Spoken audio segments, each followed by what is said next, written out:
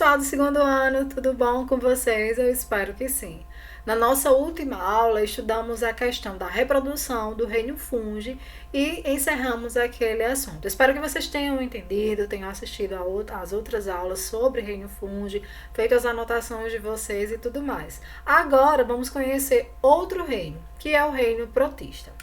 Esse reino, gente, ele é constituído por dois organismos, o que costumamos chamar de algas e o outro de protozoários. São organismos que, apesar de compartilharem características para estarem presentes dentro desse mesmo reino, que é o reino protista, eles apresentam coisas bem distintas mesmo, certo? Vamos conhecer cada grupo que compõe tanto as algas como os protozoários, certinho? O reino protista foi um dos reinos que teve uma bagunça, uma confusão muito grande na hora de classificá-los. Certos protozoários e as algas foram inclusos em outros reinos, até que notou-se a sua peculiaridade e resolveu criar um reino apenas para organismos que aí iriam chamar de protistas, ok? Hoje a gente vai começar com as algas. Com certeza você já viu alguma alga em alguma praia, já ouviu falar alguma coisa desse indivíduo, desse organismo, e podia até não saber que ele fazia parte do reino protista, certo?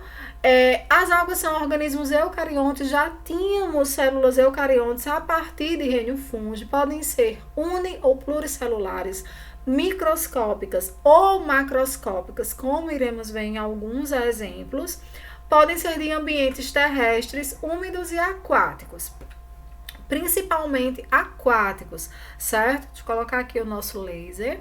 Principalmente de ambientes aquáticos. Alguns alunos até se perguntam, nossa, algas em ambiente terrestre? Sim, poucas espécies. A maioria das algas tem seu habitat com um ambiente aquático, de água doce ou de água salgada. A maioria ainda em água salgada. Gente, uma coisa que caracteriza bem as algas dentro do reino protista é a presença de pigmentos fotossintetizantes, certo? As algas, elas realizam fotossíntese sim, e por isso elas estão como produtores, elas estão na base da cadeia alimentar aquática, lá no fitoplâncton. Essa é uma característica que se torna semelhante com o reino vegetal, o fato de serem autótrofas. Algumas algas são autótrofas. E aí vem essa pergunta: o que diferencia as algas das plantas? Por que então as algas não foram inclusas dentro do reino vegetal, que é um reino que iremos estudar ainda? Gente, as algas verdes, principalmente a que tem o pigmento fotossintetizante clorofila, ela está como ancestral em comum no cladograma de evolução do reino vegetal. Mas as algas, elas não puderam ficar dentro do reino vegetal após a análise de suas células. Porque nas células das algas viu que era uma coisa muito simples, era uma organização muito simples, não tinham todas as organelas celulares que uma célula do reino vegetal propriamente dita realmente abrange. Nós vamos dar início agora falando sobre o grupo das euglenoides. De cara, vocês já podem observar aqui comigo duas coisas, por essa morfologia aqui dessas imagens. Elas apresentam geralmente a coloração verde, certo? Elas têm pigmento fotossintetizante, algumas realizam fotossíntese sim, e a presença de um flagelo. Esse flagelo vai auxiliar no movimento natatório. Ela é aquática e principalmente a maioria dos seus exemplares são de água doce. Então, o fato de ser heterotrófico, de precisar se alimentar de outro ser, faz com que esse tipo de alga apresente um vacúolo digestivo para ajudar nesse processo de digestão. E de ser de água doce, para trabalhar com o equilíbrio osmótico do ambiente em que elas estão, elas vão possuir o vacúolo contrátil, certo? Para eliminar o excesso de água.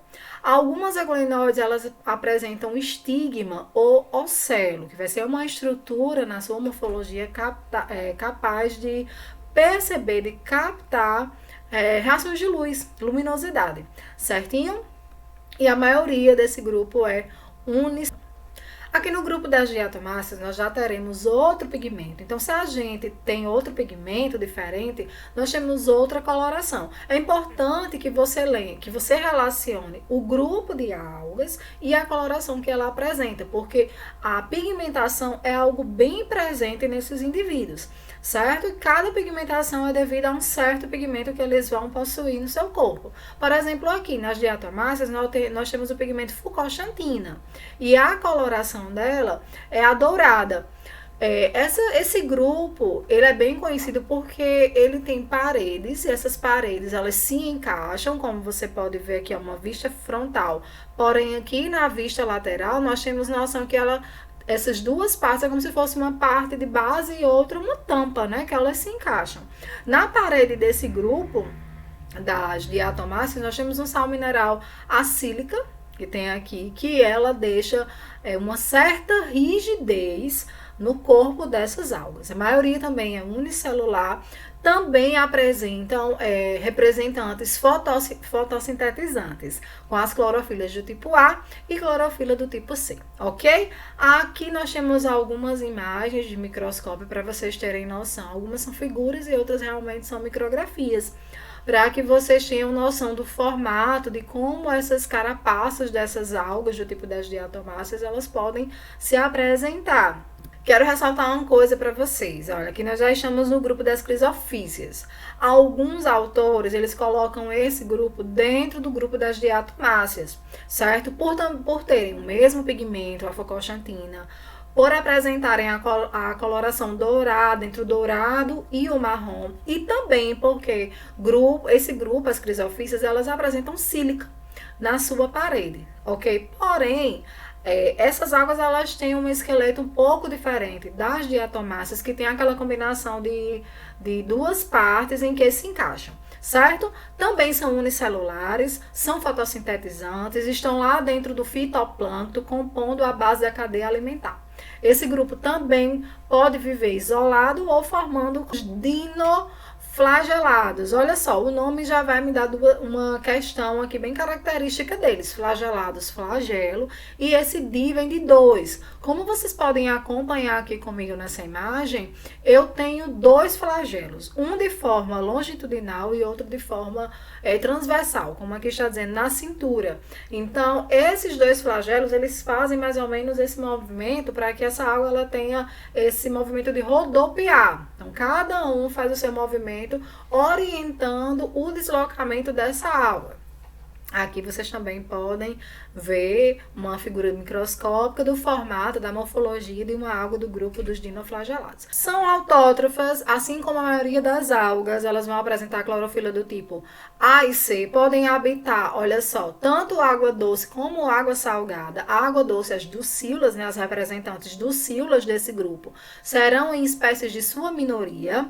Unicelulares, formam colônias. A metade dessas espécies, elas são heterótrofas, quer dizer, vão se alimentar de outro ser vivo ali do fitoplâncton. Aí nós apresentamos aqui, ó, nessa imagem principalmente, aqui na figura vocês também podem ter noção, mas nessa imagem nós conseguimos ver os tentáculos, que vão justamente ajudar a capturar a sua presa.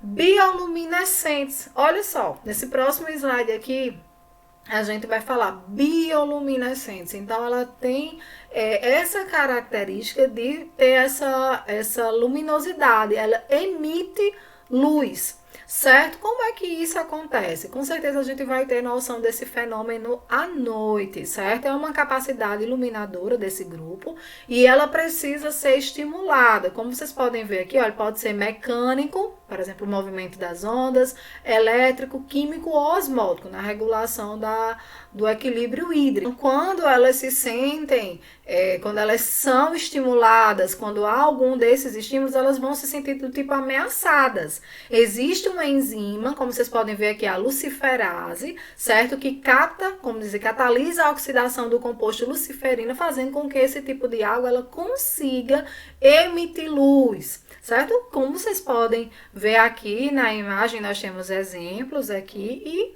um exemplo mais uma visão geral. Com certeza é um fenômeno muito bonito e uma característica deste grupo. Outra característica dos dinoflagelados, que também já foi muito comentada em questões de vestibulares, é a questão da maré vermelha. O que acontece? A maré vermelha é um fenômeno em que há o acúmulo de águas do tipo dos dinoflagelados, do grupo dos dinoflagelados, certo? Como é que esse acúmulo pode acontecer? O depósito de nutrientes no mar, a questão do depósito do esgoto, o aumento da temperatura, fatores que façam com que a população de algas cresçam em um nível bem elevado. Então, quando essa reprodução de dinoflagelados acontece em um nível alto, as algas elas ficam todas juntas e começam a liberar toxinas no ambiente, o que é muito prejudicial para peixes, crustáceos e outros organismos vivos que ali estão naquele mesmo habitat, certo? Elas se alimentam bem, reproduzem e crescem bem. Como nós podemos ver aqui, a liberação dessas toxinas deixam essa mancha vermelha no oceano, no litoral, o que faz com que esse fenômeno seja conhecido como maré vermelha, certo? É prejudicial, sim, principalmente a parte de afetar outros organismos vivos e fazer com que aconteça a morte de peixes, crustáceos. Para a questão do homem, afeta de forma econômica, por quê?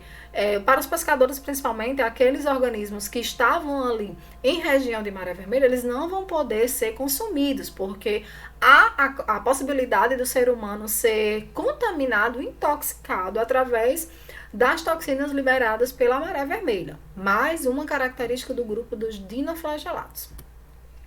Com certeza você já foi ao litoral e viu um sargaço. Já ouviu falar do sargaço? Então, essa alga é do grupo das feofícias. São as algas pardas. Então, nós temos aqui um novo pigmento, a xantofila, o caroteno, que também é um pigmento encontrado na cenoura.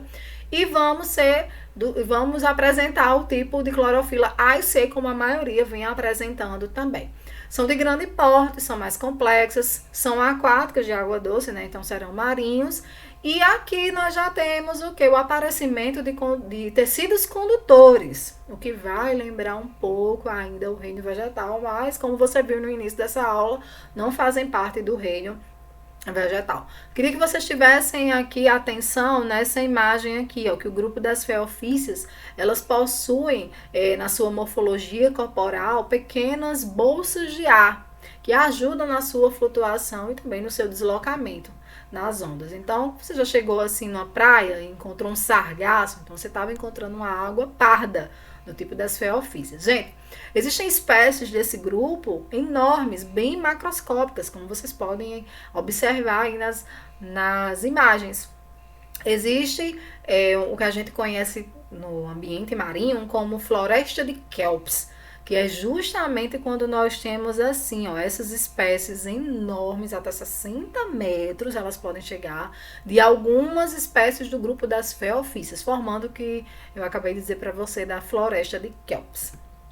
Chegamos no grupo que a gente conhece como as algas verdes, que é justamente como eu já havia destacado para você aqui, ó, que é um grupo que está lá descrito pelos taxonomistas como o grupo do ancestral comum dentro do reino vegetal.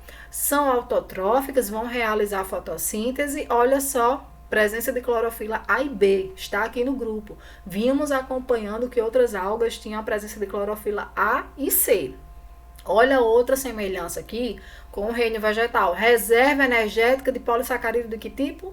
Amido, assim como o reino vegetal. Podemos encontrar, são aquáticas, olha, de ambientes marinhos, dulcíolas, temos ambientes úmidos. Chegamos aqui, ó, a encontrar esse tipo de algas até em substratos rochosos e em troncos de árvores. Podem ser uni ou pluricelulares. Então, são as algas verdes justamente pela presença desses dois pigmentos, né? A clorofila A e a clorofila B. Aqui nós temos só mais uma imagem, porque nós podemos tanto encontrar elas nesse formato aqui, que parece um formato bem foliar, como também podemos encontrar as algas verdes nesse formato aqui, que lembra como se fosse um pequeno chapéu. Chegando agora no grupo das algas vermelhas, as rodopícias, vocês precisam lembrar de não confundir fenômeno da maré vermelha com fenômeno das algas vermelhas. Algas vermelhas são as rodopícias porque elas possuem esse pigmento aqui, ó, ficoeretrina.